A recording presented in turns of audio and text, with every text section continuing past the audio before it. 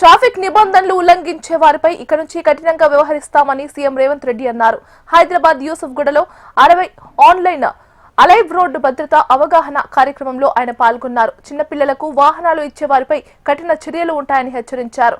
Road safety విభాగంలో కీలక మార్పులు చేయబోతున్నట్లు తెలిపారు. ఇకపై ట్రాఫిక్ చలాన్లపై ఆఫర్లు ఏమీ ఉండవని సీఎం రేవంత్ రెడ్డి స్పష్టం చేశారు. ప్రమాదం మన తప్పిదం వల్ల జరగకపోవచ్చు. ఎదురున్నవాడు తప్పు చేస్తే కూడా శిక్ష మనకు పడే అవకాశం ఉంది. దీనికి ప్రధానమైన కారణం మైనర్లు ఇంట్లో తల్లిదండ్రులు వాహనం ఇవ్వడం వల్ల రోడ్డు మీదకి వచ్చి అవగాహన లేకుండా వాహనాలు తోలడం. 2 డ్రంక్ అండ్ డ్రైవ్ వాళ్ళ సంతోషం కోసం, క్షణికమైన ఆనందం కోసం వాళ్ళు చేసే పార్టీలో లేకపోతే ఇతర వ్యసనాల వల్ల తాగి బండి నడపడం వల్ల వాళ్ళకే కాదు ఎదురుగా ఉండే వాళ్ళకు కూడా ఈరోజు ప్రమాదం జరుగుతున్నది.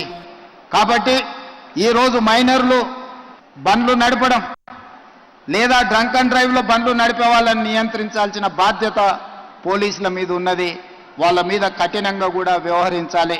స్పీడింగ్తోని మీరు చలానాలు వేస్తున్నారు, కానీ సంవత్సరం అయిన తర్వాత డిస్కౌంట్స్ ప్రకటిస్తున్నారు. దానివల్ల ఎలాగూ తగ్గిస్తారు కదా, మళ్ళీ చూద్దాంలే అన్న వ్యవస్థ ఈరోజు ఒక సమస్యగా మారింది.